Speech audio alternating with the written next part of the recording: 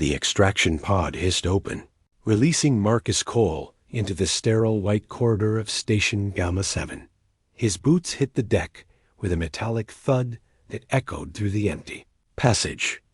20 years of military enhancement surgeries had left him with reflexes faster than any baseline human, bones reinforced with titanium alloy, and muscles that could punch through steel plating. The Alliance had turned him into their perfect weapon, then discarded him when the war ended. Now he drifted between stations, taking odd jobs that paid enough for food and fuel. Purpose had abandoned him the moment peace was declared. The station's market district buzzed with alien merchants hawking their wares. Marcus moved through the crowd like a shark through shallow water, his presence causing beings of a dozen species to instinctively step aside. His reputation preceded him even here, thousands of light years from his last battlefield. A small figure slammed into his legs, nearly bouncing off. Marcus looked down at a young Vulcan child, no more than 8 cycles old by his estimate. The species stood barely 4 feet tall, even fully grown, with pale blue skin and enormous eyes that held an intelligence beyond their years. This one was trembling, tears streaming down his face. "Please," the child gasped in broken standard.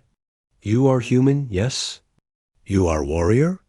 Marcus crouched down, bringing himself to eye level. "I was. What's wrong, kid?" "My name is Pip. My mother, she was taken by raiders 3 cycles ago. Station security says they cannot help. They say raiders are too dangerous, too many. But I hear stories about humans, about what you can do." The child's hands clutched a small data pad. He thrust it toward Marcus with desperate urgency. The screen showed an image of an adult Vulcan female with kind eyes and a warm smile. Below it, coordinates and a grainy surveillance image of a modified cargo hauler bearing the marks of the Crimson Blade Gang. Marcus felt something stirring his chest, a sensation he thought the surgeries had burned away. "Kid, I'm not a hero. I'm just trying to get by. Please." Pip's voice cracked. "She is all I have. The orphanage will take me tomorrow. I will never see her again. Everyone says humans are monsters in battle. Be a monster for me. Save my mother." The words hit Marcus harder than any plasma bolt. He studied the datapad, his enhanced vision cataloging every detail. The Crimson Blades operated out of an abandoned mining facility in the belt, using captured sentients for forced labor. Security would be heavy. Automated turrets, armed guards, probably 30 hostiles minimum. Suicide for any normal being. "How much can you pay?" Marcus asked. Pip's face fell. He reached into his worn jacket and pulled out a small credit chip. 73 credits. "It is everything I have saved." Marcus took the chip and stood. "That'll cover my ammunition. Give me 4 days." The mining facility hung in the void like a diseased growth on the asteroid. Marcus approached in a stolen shuttle, running dark to avoid detection. His enhanced eyes picked out the sentry positions, the patrol patterns, the weak points in their perimeter. The Alliance had trained him to breach facilities 10 times more secure than this. He went in through the maintenance airlock, bypassing the security protocols with a homemade jammer. The corridors inside were poorly lit and reeked of coolant and unwashed bodies. Perfect conditions for a predator. The first guard died before he registered Marcus's presence. A quick strike to the throat. Then Marcus was moving again, deeper into the facility. The second and third guards had time to reach for their weapons. It didn't help them. By the time the alarm started blaring, Marcus had cleared 3 corridors and reached the holding cells. Vulcan workers cowered behind bars, their eyes wide with terror at this new threat. He ignored them and kept moving, following the facility blueprints he'd memorized from Station Gamma 7's public database. The gang leader was a Throck named Voss, 7 feet of muscle and bad attitude. He emerged from his command center with a plasma rifle, and a squad of enforcers. Marcus went through them like a meteor through paper. His enhanced reflexes made their attacks seem to move in slow motion. He broke bones, crushed windpipes, and left a trail of broken bodies in his wake. Voss managed to get off 3 shots before Marcus closed the distance.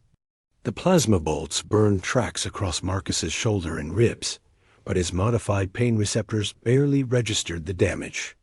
He drove his fist through the throat's chest plate and into the sternum beneath. The facility went quiet, except for the groaning of the wounded and the hiss of damaged life support systems. Marcus found Pip's mother in the deepest cell block, shackled to a workstation and exhausted but alive. Her eyes widened when she saw him, taking in the blood splattered across his tactical gear and the cold efficiency in his movements. "Pip sent you?" she whispered. Marcus nodded and broke her chains with his bare hands. "Can you walk?" "Yes, the others, please. You must help the others." He wanted to refuse. His mission was complete. But something in her eyes reminded him of who he used to be, before the surgeries and the killing and the endless battles. He moved through the facility, releasing every prisoner he could find. Dozens of Vulcan workers followed him back to the shuttle bay, looking at him with a mixture of fear and gratitude. The return journey to Station Gamma 7 took 2 days. Marcus sat in the pilot's seat, feeling the burn of his wounds finally catching up with him. The medical supplies in the shuttle's emergency kit weren't designed for human physiology, but he made do. When they docked, Pip was waiting at the airlock. He saw his mother emerge and launched himself into her arms with a cry of joy that echoed through the entire bay. Marcus watched from the shadows, preparing to slip away before anyone asked questions. "Wait," Pip's mother called out. She approached Marcus with careful steps, her son clinging to her side. "What is your name, human?" "Marcus Cole." "I am Lyra. My son told me what you did. He said you are a weapon without purpose." She gestured at the other freed prisoners gathering around them. "But I see something else. I see someone who could have walked away but chose to help. That is not a weapon. That is a guardian." Marcus felt the words settle into the hollow space in his chest. "I just did a job?" "No," Pip said firmly. "You saved us. You saved everyone." The child held up the credit chip Marcus had taken. "You forgot your payment." Marcus looked at the chip, then at the crowd of grateful faces surrounding him. For 20 years, he had been a tool of destruction, pointed at enemies and unleashed with devastating effect. The Alliance had given him power beyond measure, but taken everything that made that power meaningful. "Keep it," Marcus said. "Buy your mom something nice." He turned to leave, but Lyra's voice stopped him again. "Where will you go now?" Marcus paused at the airlock entrance. He thought about the empty cargo runs, the pointless drifting from station to station, the hollow feeling that had followed him since the war ended. Then he thought about Pip's desperate plea and the way the child had looked at him not as a monster, but as hope. "I don't know," Marcus admitted, "but I think I'll stick around this sector for a while. Seems like there might be other people who need help.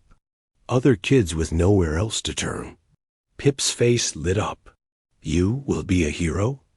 Like in the stories?" "I'll be whatever I need to be," Marcus said. He met Lyra's eyes and saw understanding there. Someone has to protect the ones who can't protect themselves.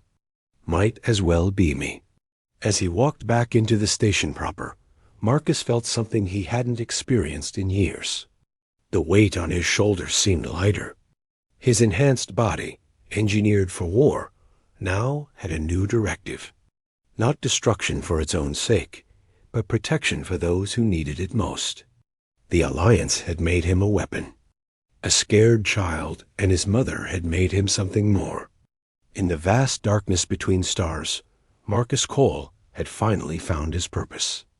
Not as a soldier, not as a killer, but as a guardian for those who had no one else. He pulled up his data pad and began searching for reports of other raids, other disappearances, other cries for help that station security deemed too dangerous to answer. There was work to be done, and for the first time in 2 decades, Marcus Cole was ready to do it. The weapon had become a shield, and the galaxy would never be quite the same.